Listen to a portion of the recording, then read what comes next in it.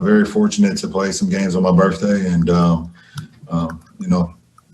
this will be another opportunity for me to play the game that I love and also just celebrate another year of existence. Coming from where I come from, a lot of people don't even make it, past 21. So for me to be, rounding the base to 36 and playing the game that I love to play and being with a great team and a great organization is very blessed. I'm very honored, and I'm happy to be, like I said, doing what I love to do. That shiny ring sure makes it nice. And yeah, LeBron is now 36 years old. Nearly half of his life has been as an NBA player. And if he plays today, which he is scheduled to, it will be the 8th time he's played on December 30th in the NBA. So we found great plays from LeBron on his birthday. Bullet pass to Z, wide open. Oh, rebound crushed by LeBron. Oh, he liked that one. He let out that little rebel yell there after he slammed that one down there. Complete with a cake, candles, and they all blow it out for the 25th birthday of King James. He moved their feet on defense. Now Shaq against Josh Smith, a double team. LeBron James burning accurate rubber as he headed down the lane. Well, the big fella waited for LeBron to make his move. Throws the hammer down, the king, on his birthday. LeBron with a steal, a breakaway. Having fun on his birthday. And LeBron, put some mustard on it on your birthday, baby. There you go. Now, Brian, those were his best NBA birthday plays, but did you see one during his high school days you were telling our producers about? Yeah, the day he turned 17, he played in a tournament in Lewis, Delaware.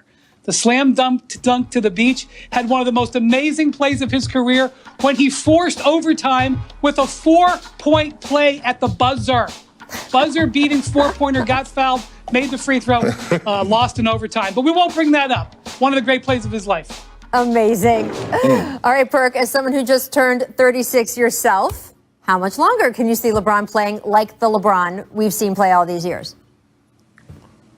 Well, it's crazy, Rachel. Braun and I came out of high school together, the same high school class, same draft class, and here I am starting my next career. We the same age. He's still going in year 18. To be honest, I can see him going another 6 years at this level. He already has the genes, and now he's invested. He's invested $2 million into his body. I'm really jealous. I wish he have a horrible birthday. I wish him nothing but the worst today. Perk. If he avoids injury, there's no end in sight. His mind is in an amazing place. His body's in an amazing place. Long live the king. It really has been incredible to watch. And my advice for anyone betting against LeBron is keep your money, because every year so far, that has been a losing bet. Boy, look at those numbers as he has gotten older, and the mileage on him too. It's not just the years or the minutes played, it's the games played. It's the year after year after year without a substantive offseason. And he's ready to go at it again after the shortest offseason in NBA history. All right, guys, let's switch over to the Grizzlies, because they announced Tuesday that Ja Morant is going to miss 3 to 5 weeks with a grade 2 ankle sprain. We knew it wasn't going to be good right after we saw him landing awkwardly in the second quarter of Monday's win against the Nets. Looking at the Grizzlies' schedule moving forward, let's say Ja only misses 3 weeks, right? Like, let's say we're on the smaller end of that prediction. That would mean 11 games out, including matchups with the Celtics, Nets, Sixers, and twice against the Lakers. Now, if his recovery takes 5 weeks, and we've talked on this show that the Grizzlies are going to be careful with him, well, he could miss 7 more games on top of those, including a back-to-back against Portland. So seeing 5, but there are a few Pelicans highlights in there. Eric Bledsoe from behind the backboard. Perk, where does this rank on the behind the backboard shot scale? It ranks high, and the reason being, Rachel, is because Eric Bledsoe haven't been able to hit a shot. So for him to hit this shot, he ranks pretty high up in that category. I give that 8 out of 10. 8 out of 10 is not bad, friend. Oh, my God. Miss Subtlety. Kelly Oubre, friends, misses his first 17 threes of the season, but he made one last night, and Kent Bazemore is hyped. Then Steph hits a pull-up. Watch this. We're going to see more of Bazemore. Brian, bench Baze is back. I don't think there's no alternative here. Hey, listen, after the way this road trip started for the Warriors, they come out of this thing 2-2. I'd be hyped too. Right. I feel like Bazemore been that way, Rachel. That's what I was going to say. He's been that way for the Golden State Warriors. I feel like he's back in his natural habitat. That I love that he's back on this team. It fits right. It's right like he never left. Make agility. Magic Thunder. Lou Dort gets crafty on the break. Look at this. He's not just a defensive machine. You know, Luke Dort. Look, this is Isaiah Roby breaking Vucevic's ankles and dunked it. So which one, Perk, do you like better? Woo. I got to roll with Luke Dort. I'm a fan of Luke Dort. He's been strapping up people, but he's been getting buckets, Rachel. I got to go with Luke Dort on this one. Yeah, Roby's was like more impressive of a finish, but Dort's had a higher degree of difficulty. So I'm going with Dort. Nice miss, stopping bar. Let's go back to Detroit. James Wiseman blocking Plumlee's floater, then takes it coast to coast. Euro steps. Watch this. Because after that, he's gonna dunk. Brian, thoughts on Wiseman so far? Rachel, this was one of the most exciting plays I've seen this season. This was a Giannis Antetokounmpo level play. Ooh. Defense transitioning to offense. Look at that body control. Oh my God, was this an exciting play? I would go so far as to argue that play was the most important thing the Warriors saw in that game. Huh. Wow, Brian with the it. hot take. But I have to agree with him, Rachel. Wiseman is special. Look at his footwork. He's a versatile big. He reminds me a little bit of Kevin Garnett. I think he's going to win Rookie of the Year. Look, you and I both love that pick, Perk, so we'll see how it continues to pan out. Make effort. Raptors, Sixers. Alex Len missing the free throw. Flies Stanley Johnson in for the putback. Perk, did you ever do this? Nah, I wasn't. He missed the free throw. Athletic. I made the free throw, but I wasn't athletic. Hey, Wendy, at least I shot about 60% from the free throw line, which was okay for a big man. But I wasn't athletic enough, Rachel, to do that. You just saw Stanley Johnson's best play as a Raptor. That's how wonderful play that was. Wow. Brian is feisty today. You know what seeing this play did. It got our producer, Bodmer, he got us back in the lab, compiling the best run it back, free throw putbacks number 5. 1993, Stacey Augmon off the Kevin Willis miss. Woo!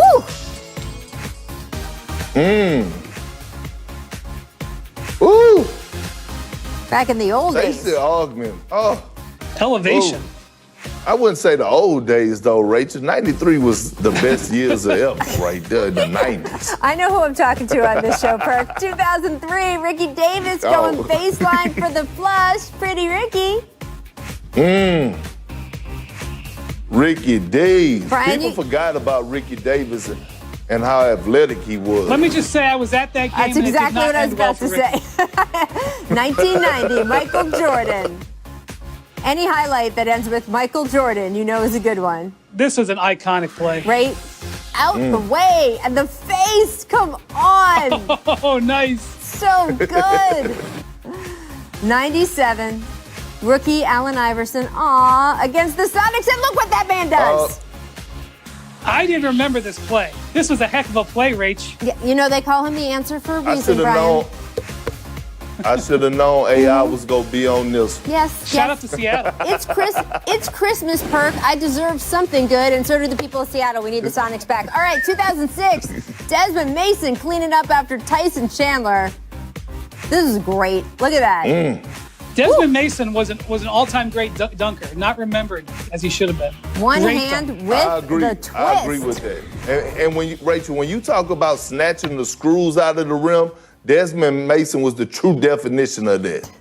I love it. All right, guys, I want to get to a couple players who are familiar with making highlight reels. Bradley Beal, Russell Westbrook. Both players have experienced success individually. Beal ranking 3rd in scoring at 32 points a game so far this season. Westbrook logged a triple-double in all 3 of his games, but that has not translated into winning yet, as the Wizards fell to 0-4 last night. Following the home loss to the Bulls, Russell Westbrook posted this on Instagram with a caption quoting Martin Luther King Jr., quote, "The ultimate measure of a man is not where he stands in moments of comfort and convenience, but where he stands at times of challenge and controversy." So, Perk, I know you were high on the Wizards entering this season. You said they're making the playoffs. What is wrong with the way they're getting off to this start?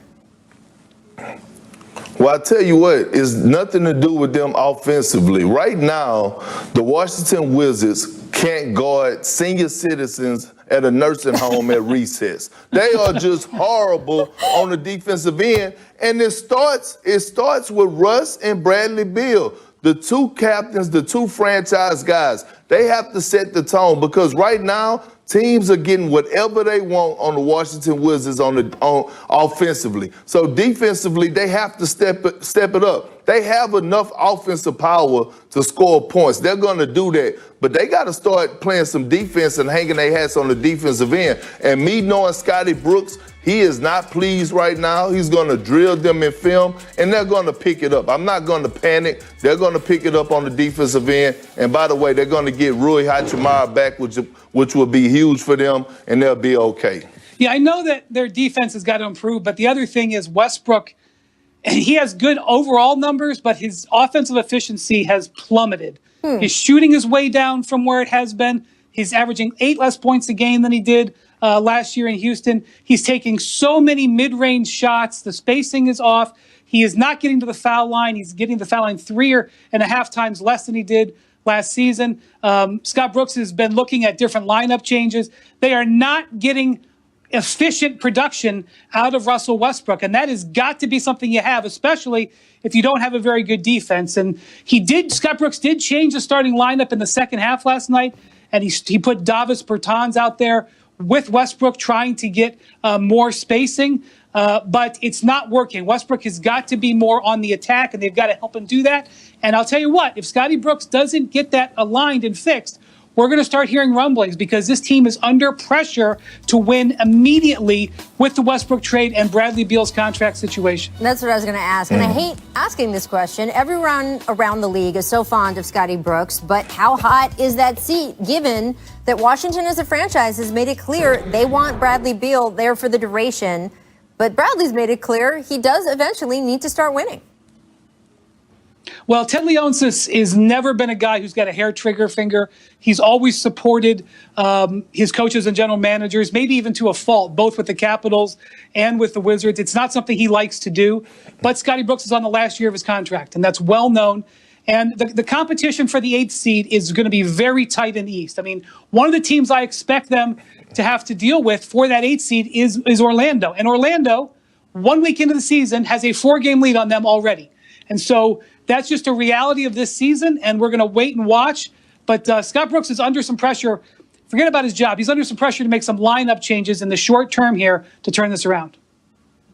Well, I think, Scotty will make the adjustments, and I agree. He is under pressure to win games. But you have to realize that guys have to get accustomed to playing with one another. Russ didn't really play in the preseason. Bradley Beal didn't play that much in the preseason. So guys are starting to come back in. Bertans didn't play in the preseason. And now Rui Hachimura is just coming back. So once they get the feel of playing with each other, and that's why I want to go back to your point, Brian, when you were saying about Russ being not being efficient. When you watch the Wizards game, it seemed like he's trying to get everyone involved and trying to show the world that he's the ultimate team guy instead of being aggressive. It's times that I was yelling at the TV saying, attack, attack, attack. But he was trying to be so unselfish and get everyone going. Instead of just being Russell Westbrook, and that's playing downhill, playing with a high motor and being aggressive and putting pressure on other teams' defense. I'm trying to picture Perk in his living room yelling, attack, attack, attack at the TV, and I'd be scared if I was walking by on the street.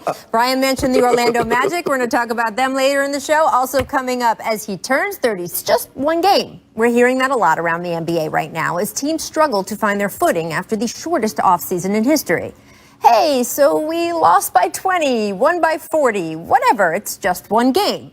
Which is true, except one game doesn't mean what it used to. in this shortened season, every outing is one of 72, not one of 82, which is why when, say, Ja Morant is projected to be out 3 to 5 weeks with an ankle injury, it's all that much more devastating for a team like Memphis. It's also why, in Philadelphia, even just this second week of the season, it feels like there's an invisible James Harden-shaped ticking clock over the Sixers' heads. Will Daryl Morey and Doc Rivers be better than their predecessors at putting Joel Embiid and Ben Simmons in position to flourish together?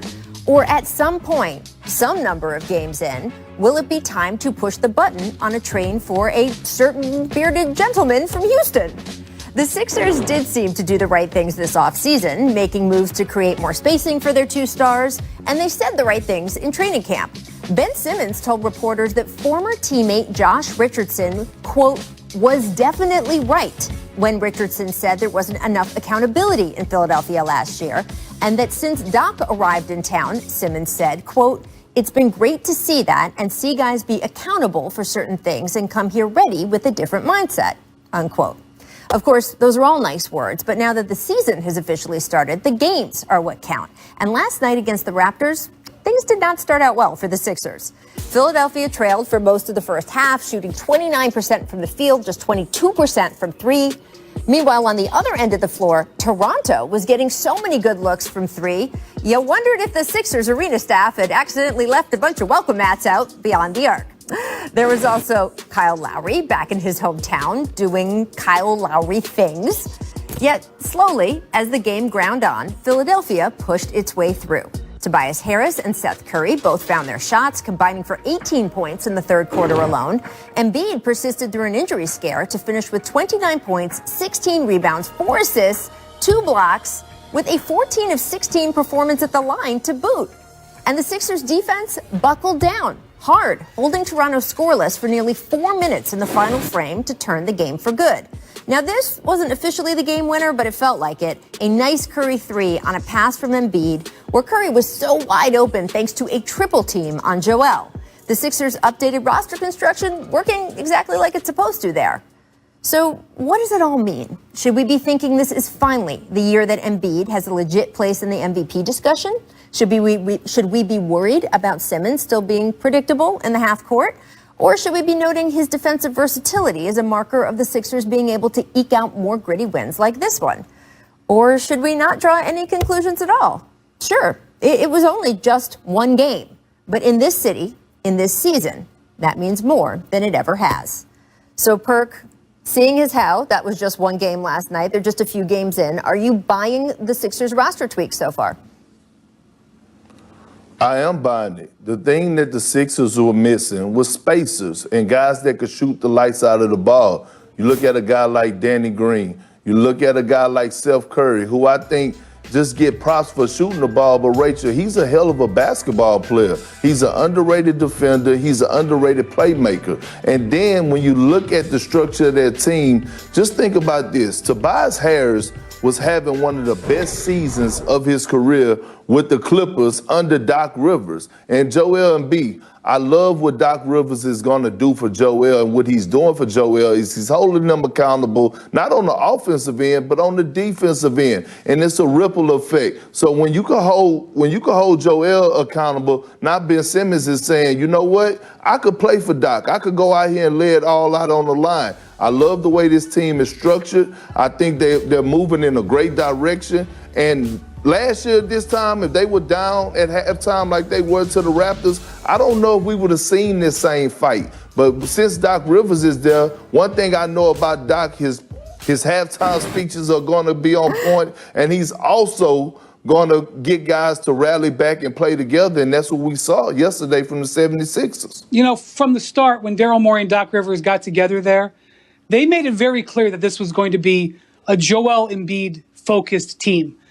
Everything that they've said and done has pointed to that. They haven't gone away from Ben Simmons, but they have really played to Joel. And those roster tweaks that you mentioned, Rachel, were about Joel. And if you watched this game last night, they ran their offense through the end of the game through Joel Embiid with high pick and rolls.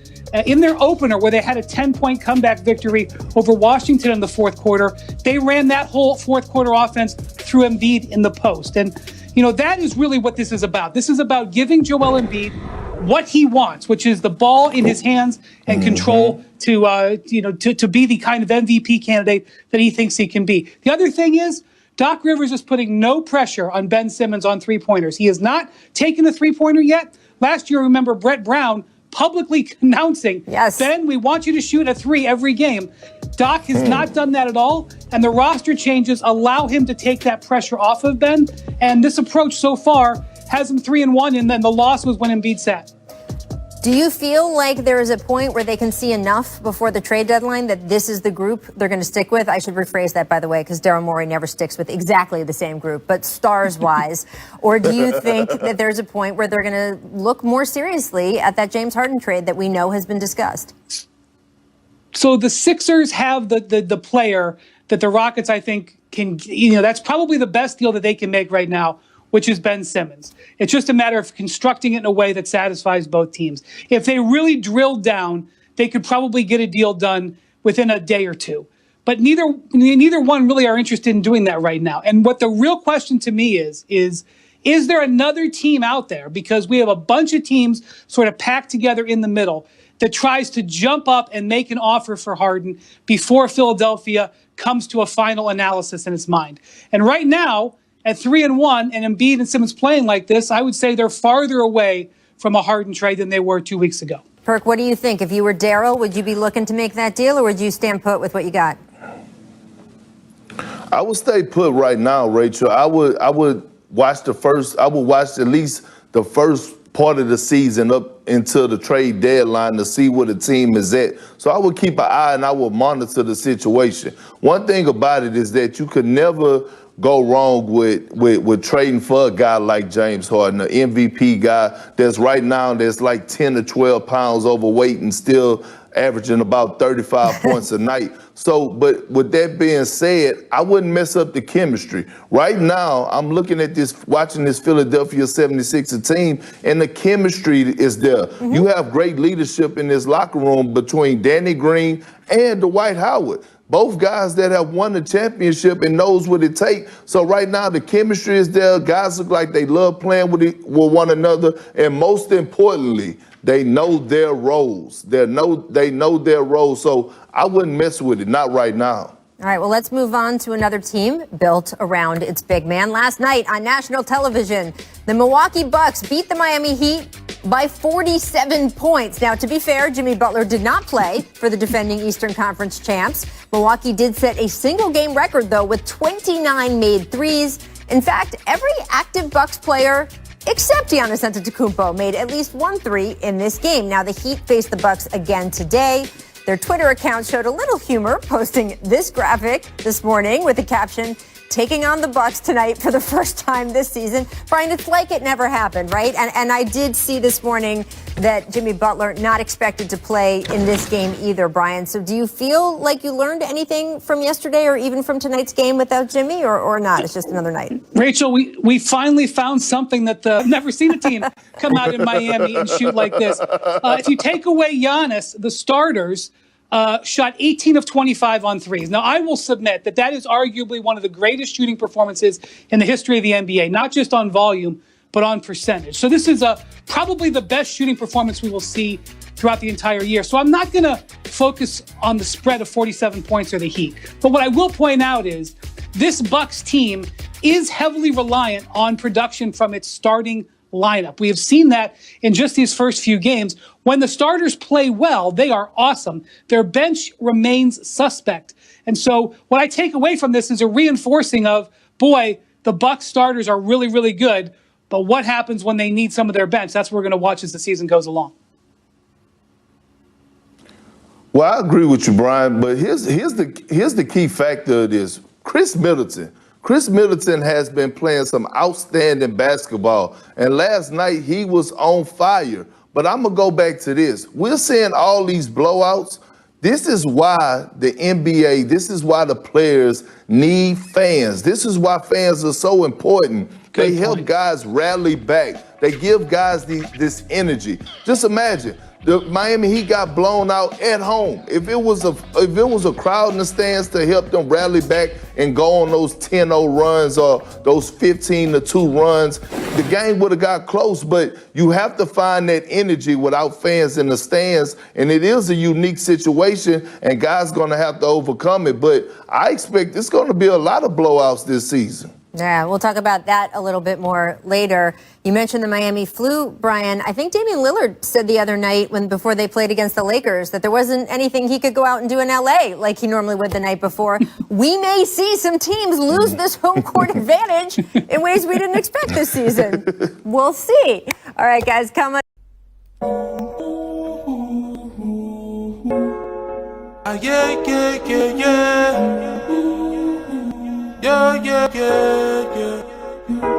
I'm a star, shining brightest in the darkest times. I'm a star, twinkle, twinkle. I bring the sparkle in, light your world up. Yeah. I let your world